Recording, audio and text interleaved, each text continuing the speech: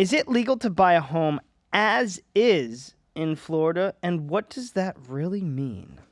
Want to start, Larry? I can start. Good. Yeah. I mean, Love it. Yeah. This is a question we get often too. So this is great. We'll just keep answering all these amazing questions that you guys are asking. High level, the purchase agreement contract that everyone uses, for the most part, everyone, in a residential sale in Florida is what we call the FAR bar as is purchase agreement. So technically, you're buying a property in as is condition with certain contingencies in the contract, right?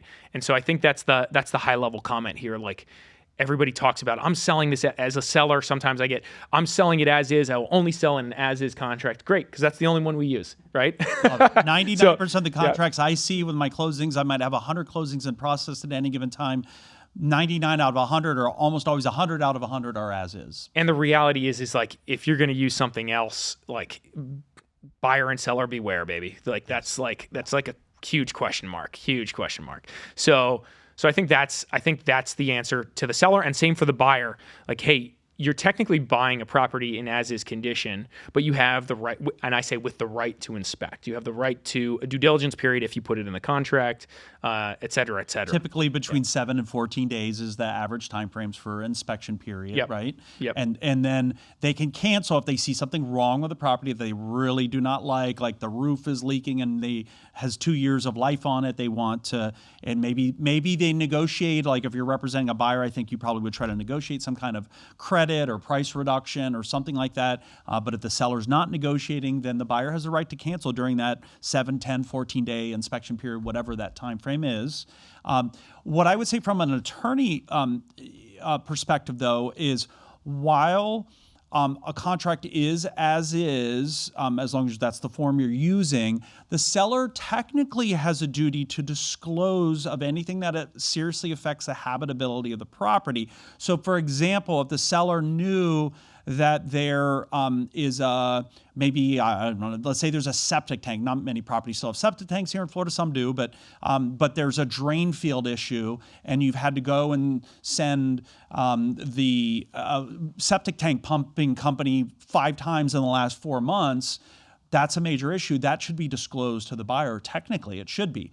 Oftentimes is that disclosed? Oftentimes it's not by sellers, and which is why you're saying buyer beware to an extent. However, I've seen it where buyers have found out that sellers knew about major defects in the property post-closing, and buyers were able to make threats and or even sue sellers to get compensation back for the damages. Not common, not often, and not easy to do that because the buyer has to be able to prove that the seller was aware of that. So it depends on the facts of the situation, which gets us back to the first point that you made, which is buyer beware. Make sure you're inspecting the property. You've got a good inspector, which you can recommend really good inspectors you work with. Maybe you want to not just do a basic home inspection. Maybe you also want to do a termite inspection, right? Or do a plumbing inspection. Scope the drain lines. Yep. Yeah. Mm-hmm. So anything else that? There's a list. Usually what I tell sellers or buyers when we're repping them is like, hey, if we are aware of things that we need to address or think that we need to inspect, great, we'll load them on. But usually it's like, hey, let's bring in the general inspector. He usually brings a roofer, usually brings a pest guy. He's going to inspect everything. Then he's going to flag things like, hey, this toilet wasn't flushing right. Looks like it's cast iron. We should probably get a plumber out here to scope the lines.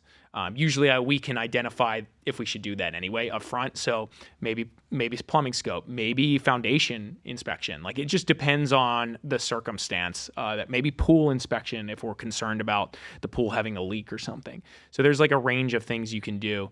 And so just to be very clear about, I wanted to kind of tag on to what you were saying, which was, so you're buying as is with the right to inspect, technically kind of buyer beware, but and this is what I tell buyers, like it's on you, like it's on us. We need to know the answers here. We got to figure out everything on our own because you don't want to you want to find it out. You don't want to rely on the seller for anything. But during that inspection period, this is your free option. You get to inspect, look at it. You can exit for any reason at all. No reason at all is the better way to say that. So you just exit the deal. You go in, you don't like the paint color, cancel the deal if you want. Yep. Whatever it is. Whatever. Yeah. And you don't need to give a reason. You just say, need to here's give the a reason. cancellation. We're moving on. And then they release your escrow deposit typically.